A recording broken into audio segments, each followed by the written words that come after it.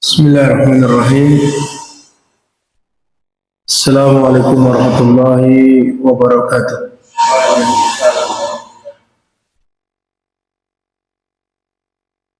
Innal hamdalillah nahmaduhu wa nasta'inuhu wa nastaghfiruh wa na'udzu billahi min shururi anfusina wa min sayyiati a'malina.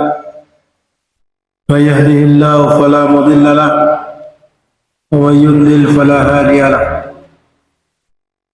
واشهد ان لا اله الا الله وحده لا شريك له واشهد ان محمدا عبده ورسوله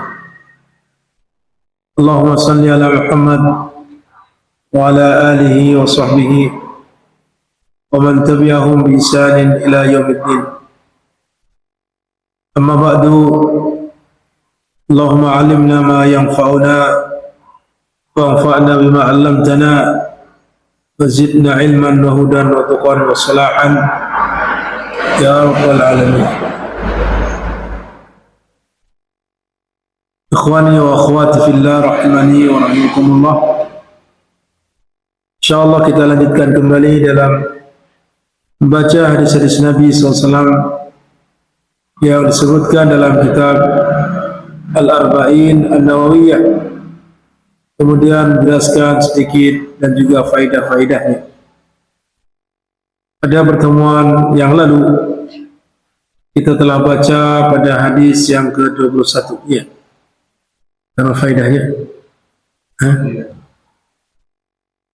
Baik, kita ulangi hadis ke-21. Kita baca bersama-sama. An Abi Amrin wa qila Abi Amrah Sufyan bin Abdullah radhiyallahu anhu qala qultu ya Rasulullah qul li fil islami qawlan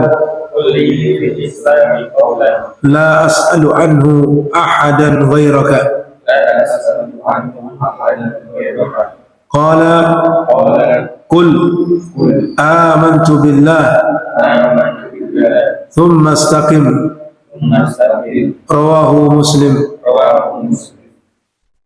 Hadis ini adalah hadis yang diriwayatkan oleh Abu Amr. Ada yang mengatakan Abu Amrah, namanya Sufyan ibn Abdullah radhiyallahu anhu.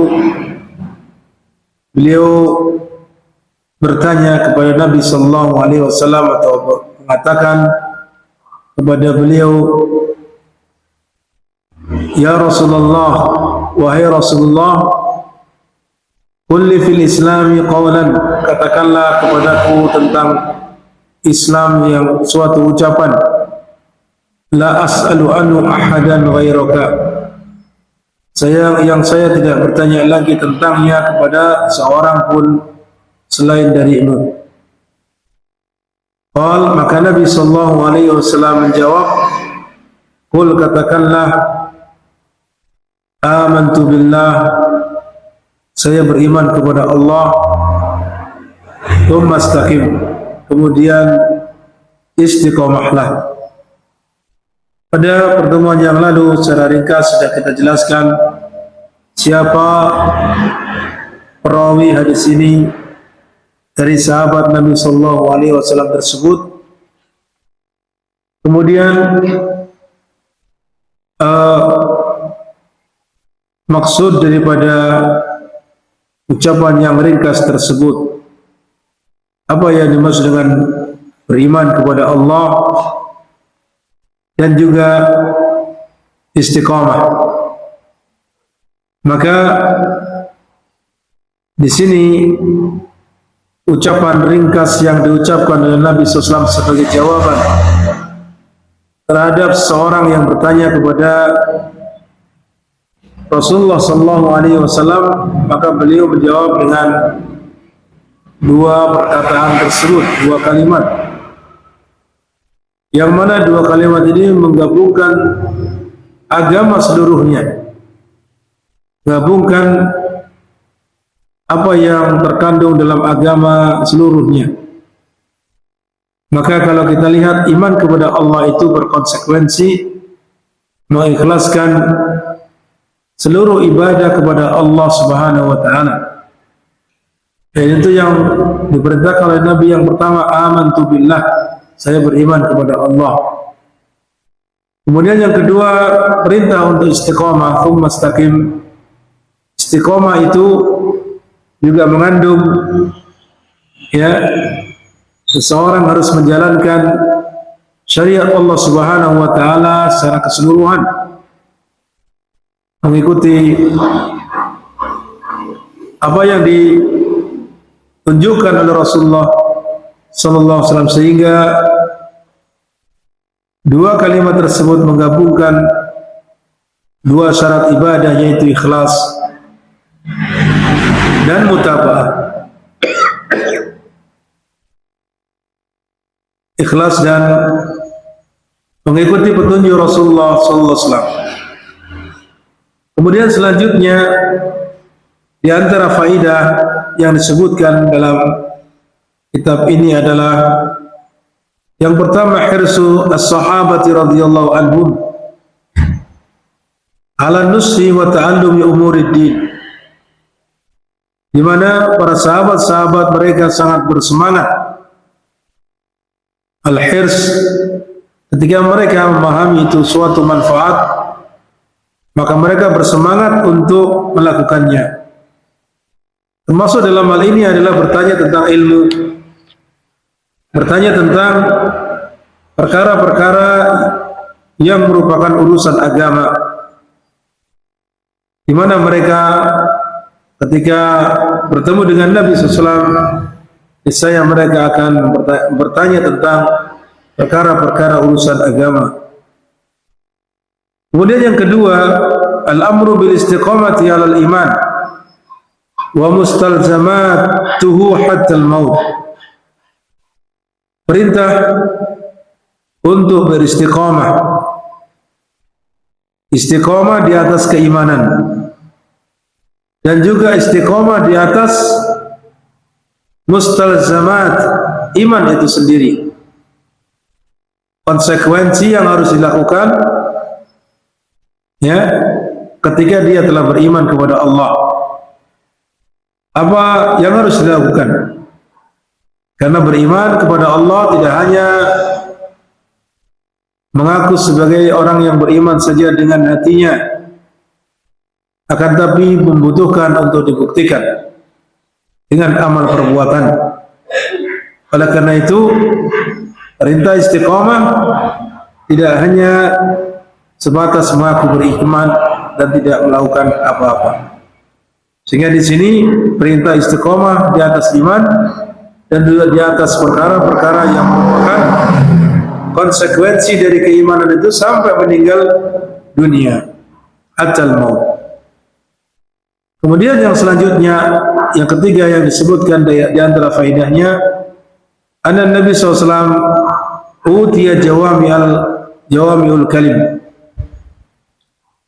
bahwa Nabi SAW didatangkan kepadanya, diberikan kepadanya kalimat yang ringkas, yang maknanya padat, mencakup dari berbagai macam sisi, yang disebut dengan jawami'ul kalim. Kemudian di antara faedah-faedah yang lain yang disebutkan bahwa annal insan yanbaghi lahu an yas'ala 'anil ilmi as-su'al al-jami' al-mani'. Hendaknya seorang manusia itu ketika dia bertanya, maka bertanyalah tentang ilmu yang pertanyaannya ringkas dan tentunya mencakup kepada berbagai macam sisi, sehingga tidak menjadi samar kepadanya ilmu-ilmu yang banyak, sehingga menjadi bercampur. Sebagaimana dalam hadis tadi, kecerdikan sahabat Abu Amr tadi, di mana beliau mengatakan, ya, qaulan la as'alu anhu ahadan ghairuka. Saya ingin bertanya kepadamu tentang Islam, ya suatu ucapan yang saya tidak perlu bertanya lagi kepada yang lainnya selain kepada itu demikian. Lalu apakah di zaman Nabi tidak boleh bertanya kepada selain Nabi? Maka para ulama mengatakan tidak mengapa mereka bertanya kepada selain Nabi selama sahabat tersebut mereka memiliki ilmu dalam masalah itu, atau dari sisi ilmunya dia di atasnya. Dan ini terjadi pada sebagian sahabat bertanya kepada sahabat-sahabat yang lainnya, terutama mereka-mereka yang barangkali tidak berkesempatan mendengar ya sabda Rasulullah SAW, secara langsung mendengar ayat-ayat yang diturunkan kepada Nabi, maka mereka bertanya kepada sahabat-sahabat yang menghadirinya. Kemudian yang selanjutnya, di antara faedahnya bahwa tadi dikatakan Nabi SAW diberikan jawami'ul kalim. Jawami'ul kalim ini diantaranya contohnya adalah hadis ini. Dan hampir semua hadis-hadis yang disebutkan di dalam kitab Al-Arba'in An-Nawawiyah ini termasuk jawami'ul kalim. Hadis-hadis yang ringkas, cakupannya sangat luas.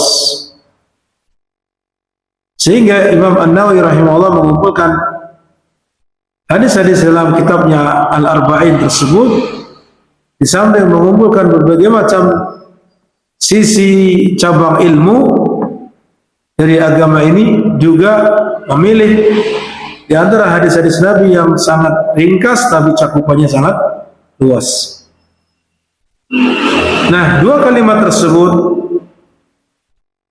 Qul amantu billah tsumma istaqim tadi, katakanlah aku beriman kepada Allah kemudian istiqomahlah, itu banyak dikuatkan di dalam ayat-ayat Allah Subhanahu wa taala. Di antaranya adalah apa yang disebutkan dalam surat Al-Ahqaf ayat 13. Allah Subhanahu wa taala berfirman, innal ladzina qalu rabbuna Allah tsumma istaqamu, sesungguhnya orang-orang yang mereka mengatakan Rabb kami adalah Allah, berarti sini beriman Rabbnya adalah Allah. Kemudian apa? Tsumma istaqamu, kemudian mereka beristiqamah. Ini kan sama dengan nasihat Nabi SAW, Qul amantu billah tsumma istaqim.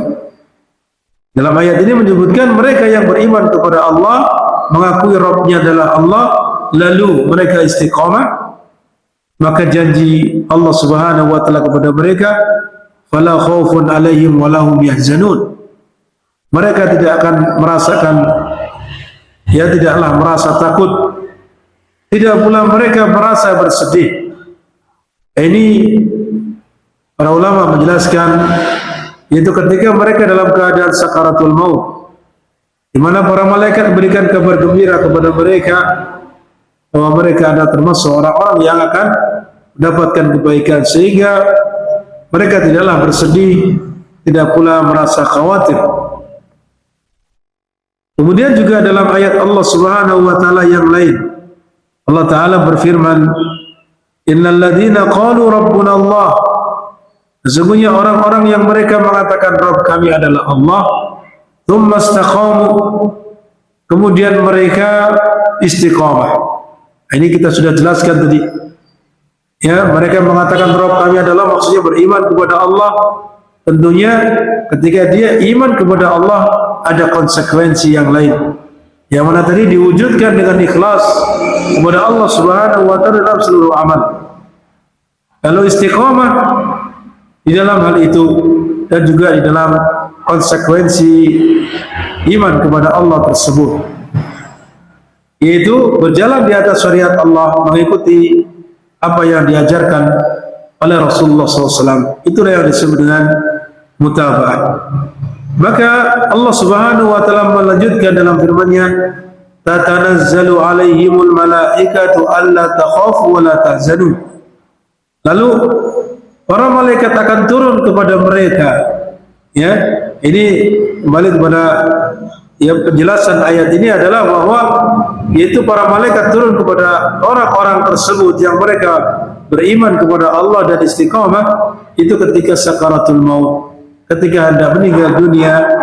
Ya, para malaikat datang kepada mereka dengan memberikan kabar gembira kepada mereka, alla takhafu, ya janganlah, ya agar bahwa kalian tidak khawatir, tidak takut, wala tahzanu, dan juga tidak sedih. Wa abshiru bil jannati allati kuntum tu'adun, dan bergembiralah dengan surga yang kalian dijanjikan dengan hal itu.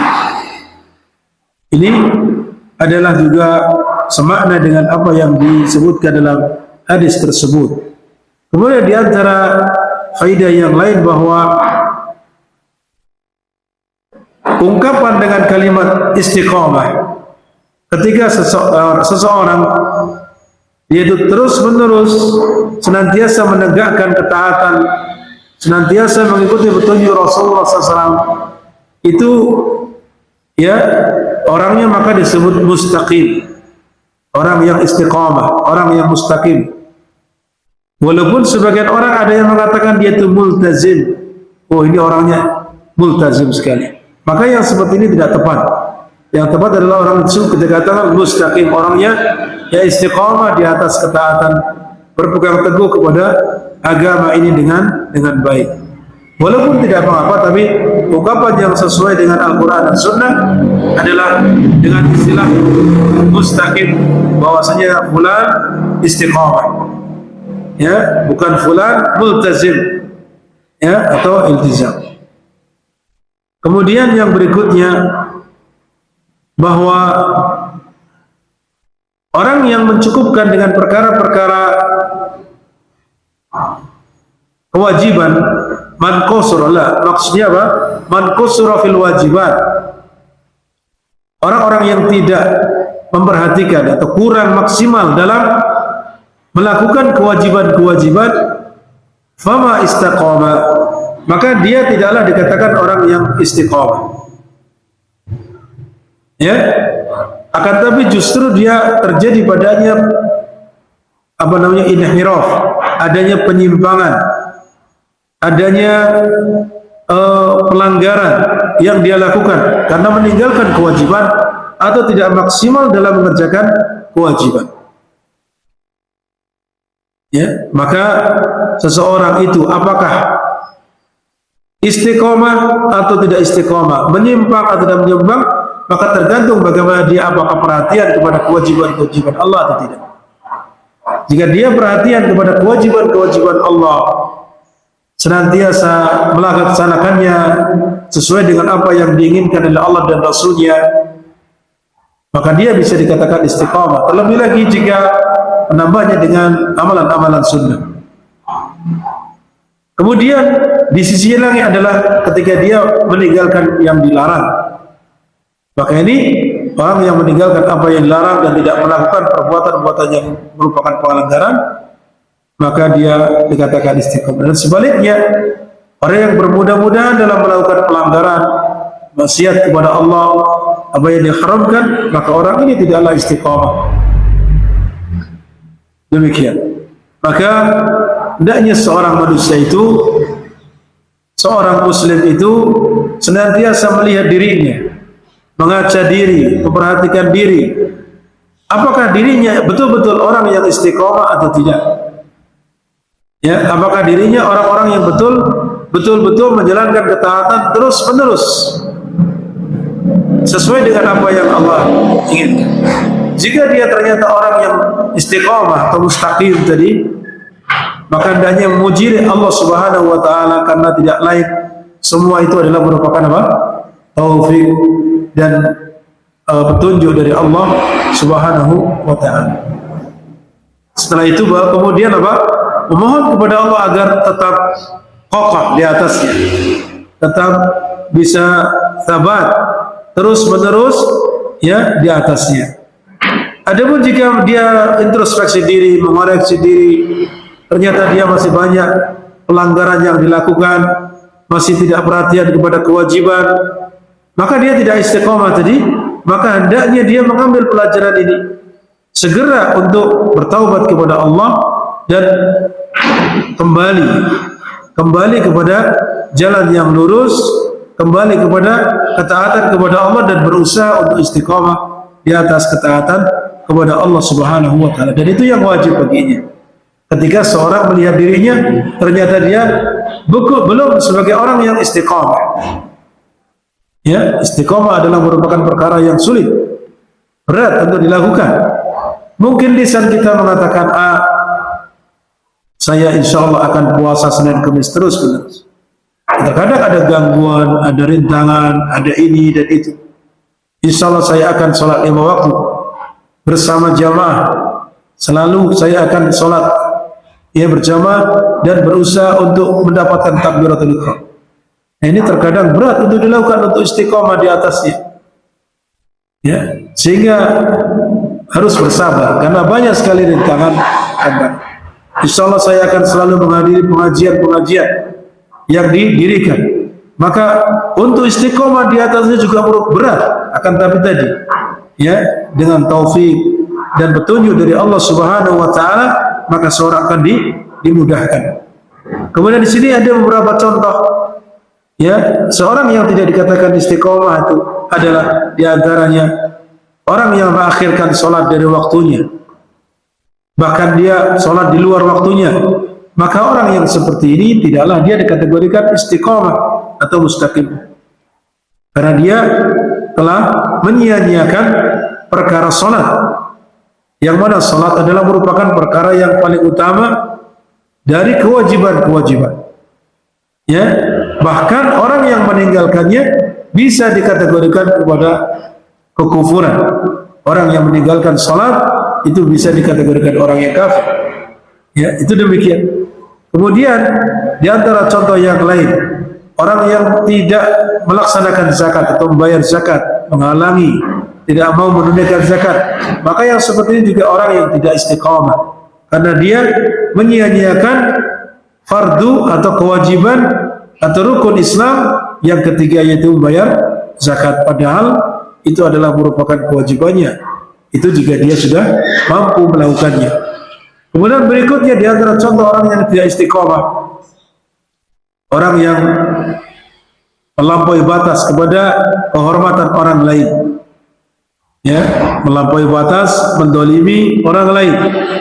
Maka yang seperti ini dia telah melakukan perbuatan yang menjadikan dia tidak istiqomah, karena dia melakukan perbuatan yang diharamkan.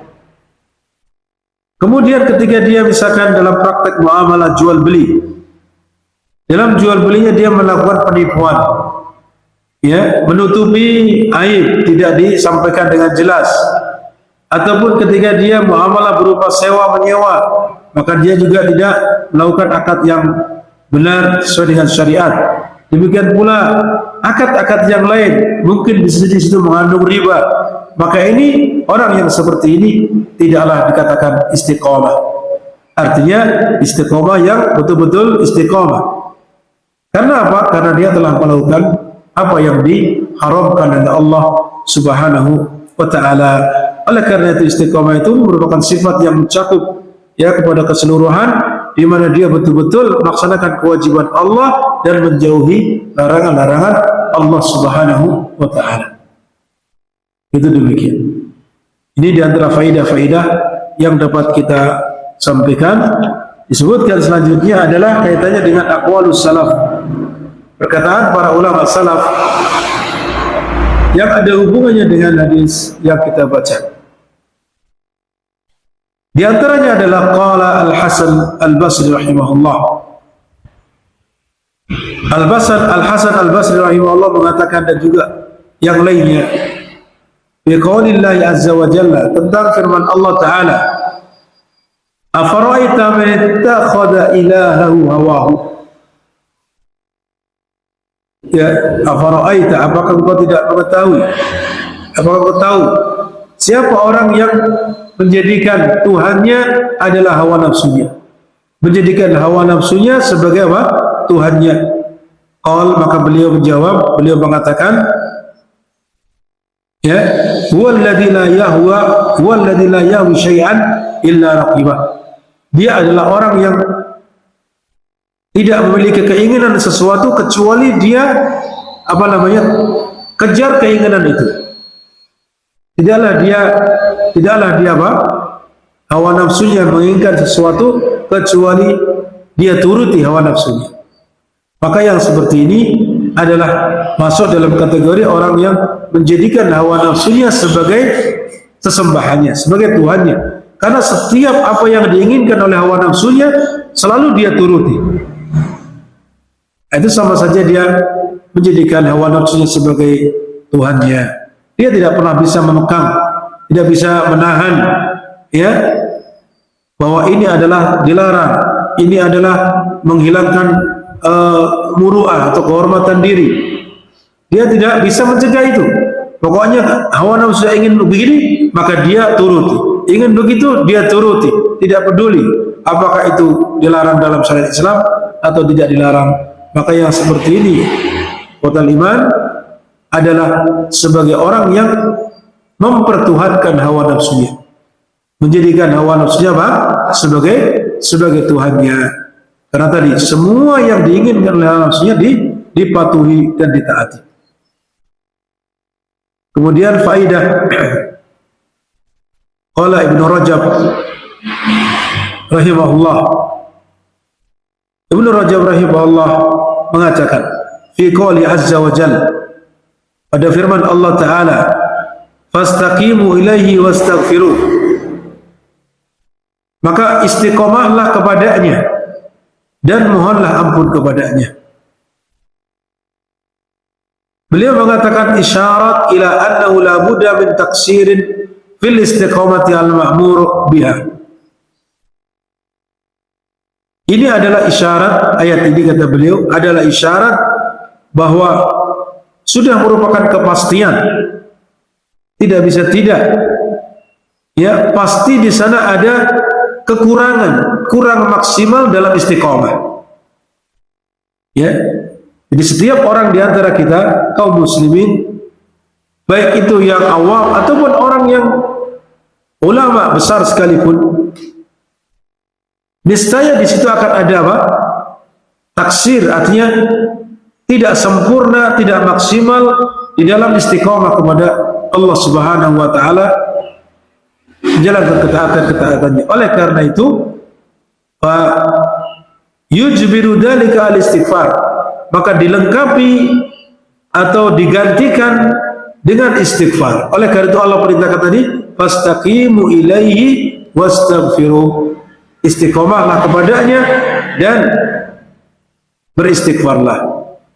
Ya, maksudnya apa?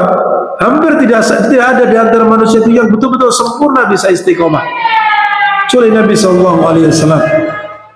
Oleh karenanya butuh istighfar supaya apa? Supaya melengkapi, menggantikan kekurangan-kekurangan dari yang istiqomah yang seharusnya kita lengkapi.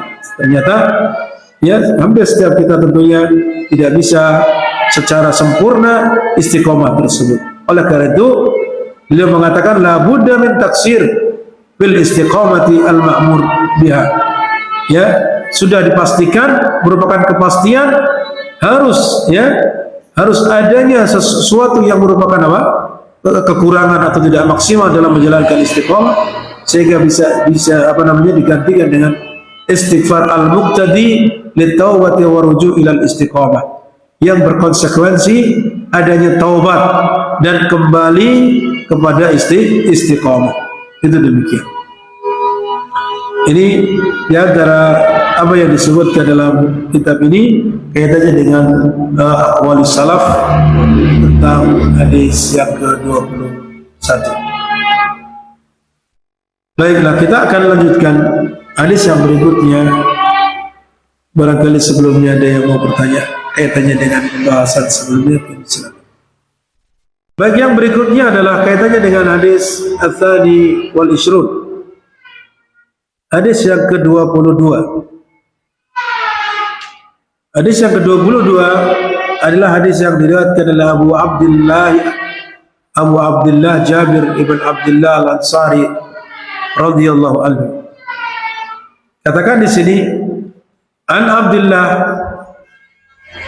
Jabir ibn Abdullah Al-Ansari radhiyallahu anhu, anna rajulan sa'ala Rasulullah sallallahu alaihi wasallam faqala ara'aita idza sallaitul maktubat wa sumtu ramadan wa ahlaltul halala wa harramtul harama wa lam azid ala dhalika syai'an a'adkhulul jannah? Qala na'am. Rawahu Muslim. Ya, rawahu Muslim. Dari Abu Abdullah Jabir ibn Abdullah Al-Ansari, semoga Allah meridhoinya, bahwa seorang laki-laki bertanya kepada Rasulullah sallallahu alaihi wasallam. Beliau mengatakan, ya, Ara'aita ini kalau secara letelek itu bertanya, bagaimana menurutmu? Ya, sebenarnya dia ingin dikabarkan, kabarkan kepadaku tentang apabila saya salat al-maktubat, salat 5 waktu maksudnya. Wa sumtu Ramadan, dan saya berpuasa di bulan Ramadan. Wa ahlaltul halal, dan saya menghalalkan apa yang Allah halal, yang dihalalkan. Maksudnya di sini ahlaltul halal yaitu memakan yang halal dan meyakini sebagai yang halal. Kemudian wa haramtul haram, dan saya mengharamkan apa yang haram, maksudnya menjauhi perkara-perkara yang diharamkan. Lalu dia mengatakan walam azid ala dzalika syai'an, lalu saya tidak menambah darinya sedikit pun. Apakah saya bisa masuk surga? Apakah saya masuk surga? Maka apa jawaban Nabi SAW? Na'am, iya. Maksudnya, iya, engkau bisa masuk surga. Engkau masuk surga. Rawahu Muslim. Di sini adalah riwayat Muslim. Nah, sebelum kita jelaskan poin-poin yang ada di sini, kaitannya dengan penjelasan hadis ini, kita baca bersama hadisnya. An Abi Abdullah Jabir bin Abdullah Al-Ansari radhiyallahu anhu, anna rajulan sa'ala Rasulullah sallallahu alaihi wasallam faqala ara'aita idza sallaitul maktubati wa sumtu ramadana wa ahlaltul halala wa harramtul harama wa lam azid ala dhalika syai'an adkhulul jannah? Qala na'am. Rawahu Muslim. Kita ulangi. An Abi Abdullah Jabir bin Abdullah radhiyallahu anhu, anna rajulan sa'ala Rasulullah sallallahu alaihi wasallam faqala ara'aita idza sallaitul maktubati wa sumtu ramadana wa ahlaltul halala wa harramtul harama wa lam azid ala dhalika syai'an adkhulul jannah? Qala na'am. Rawahu Muslim. Sebutkan sini yang pertama kaitannya dengan perawi hadis ini, yaitu Abu Abdullah Jabir bin Abdullah Al-Ansari. Dia adalah merupakan salah satu sahabat yang mulia, sahabat Rasulullah sallallahu alaihi wasallam. Ya, beliau namanya adalah Jabir, bapaknya Abdullah. Jabir ibn Abdullah Al-Ansari, dari kalangan Ansar, maksudnya asli penduduk Yathrib, yang masuk Islam di awal-awal ya dakwah Nabi sallallahu alaihi wasallam ketika hendak hijrah ke Madinah. Kunyahnya adalah Abu Abdullah. Kunyatuhu Abu Abdullah. Di mana beliau dikatakan di sini syahida bai'atul Aqabah wa huwa shaghir. Dia mengikuti bai'at Aqabah sedangkan dia dalam keadaan masih kecil. Jabir ini masih kecil ketika itu. Artinya sebelum hijrah. Bai'at Aqabah itu di mana apa? Di mana apa namanya Nabi SAW masih belum hijrah ke Madinah. Wa kana minal mukthirin li riwayatil hadits an-nabawi, di mana beliau Abu Abdullah Jabir ibn Abdullah Al-Ansari adalah di antara sahabat-sahabat yang banyak meriwayatkan hadis-hadis Nabi sallallahu alaihi wasallam seperti Abdullah bin Abbas dan juga yang lainnya. Tufiya radhiyallahu anhu, beliau meninggal radhiyallahu anhu tahun sana 77 Hijriyah. Dia meninggal 77 Hijriyah. Artinya 77 tahun setelah hijrahnya Nabi sallallahu alaihi wasallam ke Madinah. Ini kaitannya dengan perawi hadis tersebut. Kemudian tadi disebutkan dalam hadis ini ya bahwa ada seorang bertanya kepada Nabi sallallahu alaihi wasallam. Katakan anna rajulan sa'ala Rasulullah SAW. Ada seorang yang bertanya kepada Rasulullah SAW. Siapa seorang itu? Ya, tidak dijelaskan. Tidak dijelaskan siapa fulan yang bertanya kepada Nabi SAW, karena mengetahuinya pun tidak terlalu dipentingkan. Ya, sehingga tidak mengapa tidak disebut namanya. Karena yang paling penting adalah apa yang disebutkan di dalam ya sabda Rasulullah sallallahu alaihi wasallam yang dia tanyakan. Ya, yang dia tanyakan. Sehingga tidak perlu kemudian mencari-cari siapa fulan. Walaupun kalau misalnya dicari akan didapati. Dalam riwayat lain misalkan, maka didapati. Akan tapi yang terpenting di sini adalah kejadian itu di mana Rasulullah SAW mengabarkan tentangnya sebagaimana yang ada dalam hadis.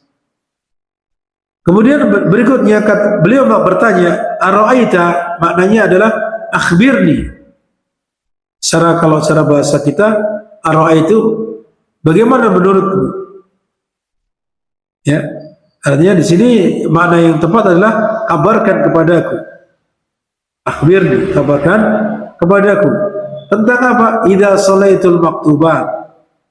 Kalau saya melaksanakan salat al-maktubat. Al-maktubat itu salat yang diwajibkan, yaitu salat 5 waktu dalam sehari semalam. Sebagaimana dalam firman Allah Ta'ala, innas salata kanat 'alal mu'minina kitaban mawquta. Ini disebut maktubat. Sungguhnya salat itu ya wajib atas orang-orang yang beriman yang ditentukan waktunya. Yang ditentukan apa? Waktunya. Berarti selain 5 waktu ini adalah tidak wajib. Ya, walaupun sebagian ulama ada yang mengatakan dari sisi ini maka dia wajib, dari sisi itu maka dia wajib. Itu menyebut sebagian.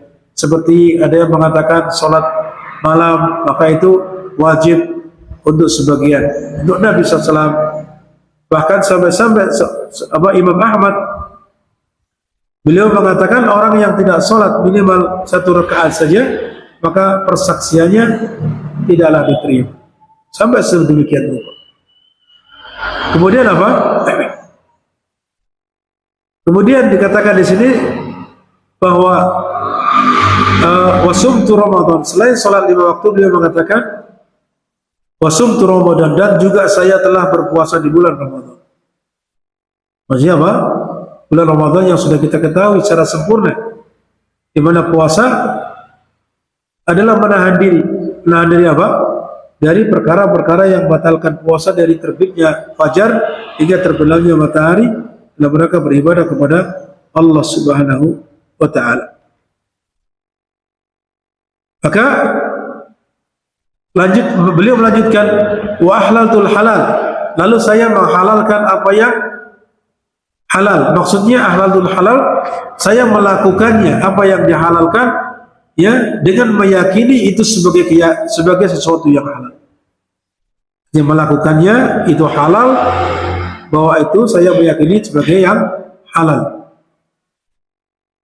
Kemudian wa harramtul haram, dan saya mengharamkan apa yang diharamkan. Maksudnya saya menjauhi apa-apa yang diharamkan.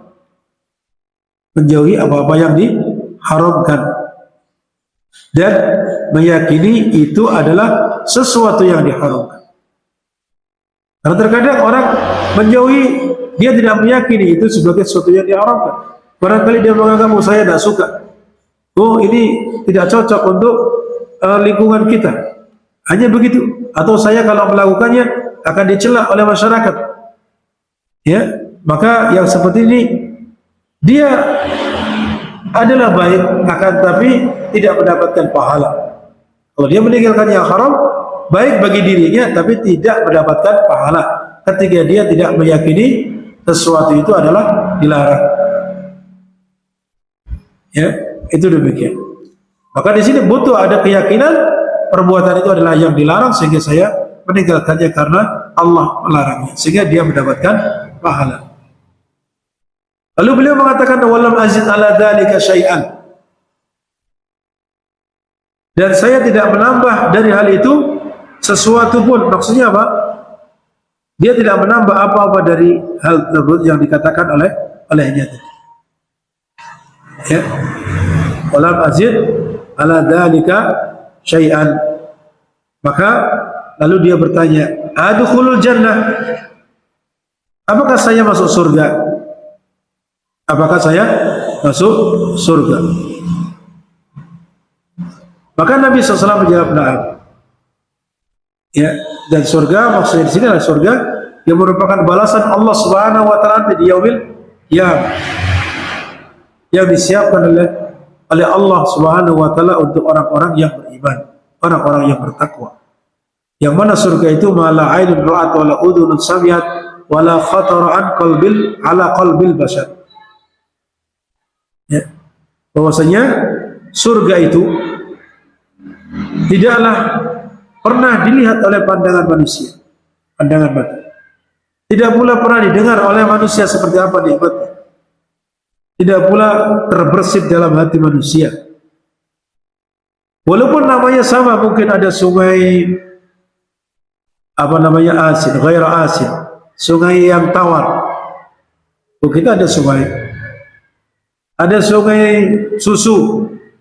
Ada sungai susu dunia? Tidak ada. Nama susu sama susu Laban. Ya. Ada juga khamar, sungai khamar. Apakah sama dengan khamar di dunia? Ada sungai madu.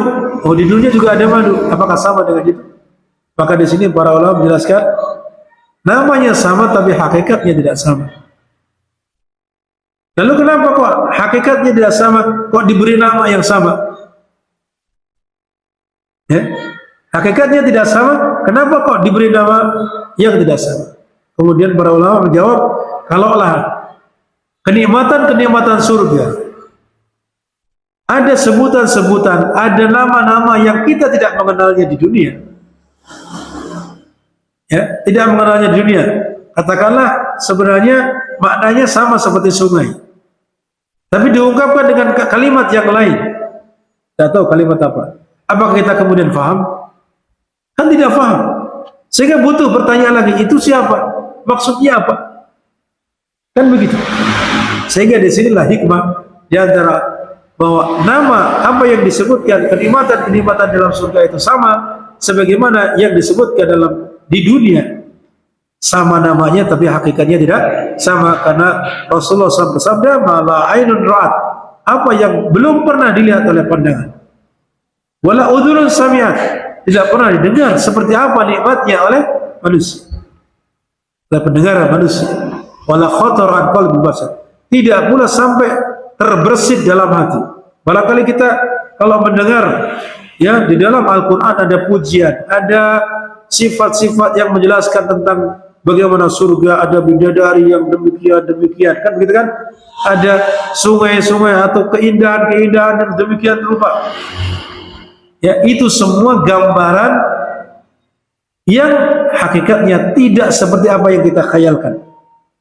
Belum barangkali kita menghayalkan seperti menggambarkan demikian dan demikian. Hakikatnya tidak seperti apa yang kita bayangkan. Karena Rasulullah mengatakan wala khatar an qalbi bashar, ala qalbi bashar, tidak pernah terbersit dalam hati manusia seperti apa hakikat daripada kenikmatan surga. Demikian. Itu semua disiapkan untuk siapa? Untuk orang-orang yang beriman, orang-orang yang bertakwa. Wa innal muttaqin. Oleh karena itu, semangatlah untuk bisa mendapatkan surga Allah Subhanahu wa taala. Oleh karena itu Allah taala berfirman, "Wasari'u ila maghfiratin min rabbikum wa jannatin arduha as-samawati wal ardh wa iddat lil muttaqin." Wasari'u, maka bersegeralah, bercepat-cepatlah untuk apa? Untuk meraih ampunan Allah Subhanahu wa taala dan surganya yang luasnya meluasi langit dan bumi, lebih luas daripada langit dan bumi, yang disiapkan bagi orang-orang yang bertakwa. Demikian. Ini kaitannya dengan makna tadi, yaitu apa? Adkhulul jannah qala na'am. Maka Nabi SAW menjawab iya, bahwasanya dia akan masuk surga. Dia akan masuk surga. Ini jawaban Nabi SAW adalah merupakan penetapan terhadap apa yang ditanyakan. Apa yang ditanyakan tadi? Kalau saya melaksanakan sholat 5 waktu, kalau saya berpuasa di bulan Ramadan, kalau saya menghalalkan, artinya melaksanakan apa yang dihalalkan oleh Allah, meyakini itu sebagai sesuatu yang halal, dan saya menjauhi apa yang diharamkan oleh Allah dan meyakini itu sebagai sesuatu yang diharamkan, apakah saya masuk surga? Namanya tidak apa? Dan saya tidak menambahi sesuatu pun dengan itu, apakah saya bisa masuk surga? Maka Nabi menjawab, iya, engkau akan masuk surga. Ya, lalu barangkali ada yang bertanya, tadi katakan tidak ada di situ puasa, zakat, tidak pula haji dan seterusnya. Maka di sini ada beberapa kemungkinan. Di antara kemungkinannya bahwa barangkali dia bertanya kepada Nabi SAW pada saat itu belum diwajibkan zakat, atau pada saat itu belum diwajibkan haji. Karena haji diwajibkan adalah di tahun-tahun terakhir, tahun 9 atau 10 Hijri. Nah itu kaitannya dengan itu. Atau bisa jadi Nabi SAW melihat dia itu miskin. Orang ini yang bertanya adalah orang yang miskin, tidak mungkin dia akan melakukan zakat, menaikkan zakat. Oleh karena itu ketika dia bertanya, apakah saya melaksanakan salat waktu apabila saya berpuasa di bulan Ramadan, saya melakukan ini dan tidak menyebutkan zakat, saya bisa masuk surga? Karena Nabi melihat bahwa keadaannya adalah miskin, tidak mungkin dia melaksanakan zakat, maka Nabi mengatakan iya. Ini diantara kemungkinan jawaban terhadap pertanyaan dari tadi, kaitannya dengan zakat, haji dan yang lain. Demikian. Atau yang kedua, misalkan dia adalah orang yang punya harta,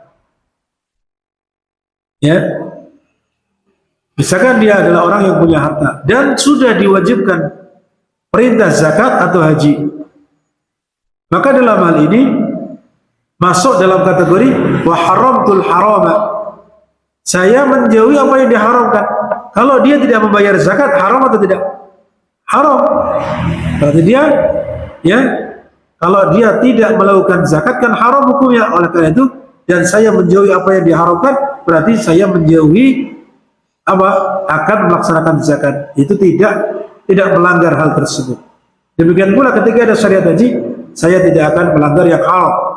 sehingga dia akan melaksanakan ibadah haji. Itu masuk kategori yang kedua. Itu jika katakanlah misalkan pada saat itu dia yang bertanya ini orang yang punya harta, atau yang kedua adalah zakat, syariat zakat sudah diwajibkan, haji juga sudah diwajibkan, maka jawabannya demikian. Allahu a'lam bishawab. Ini barangkali yang bisa kita sampaikan pada pertemuan ini. Insyaallah taala faedah-faedah akan kita bacakan yang selanjutnya bismillah. Insyaallah.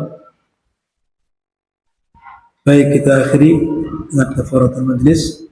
Subhanakallahumma wa bihamdika asyhadu an la ilaha illa anta astaghfiruka wa atubu ilaik. Assalamualaikum warahmatullahi wabarakatuh.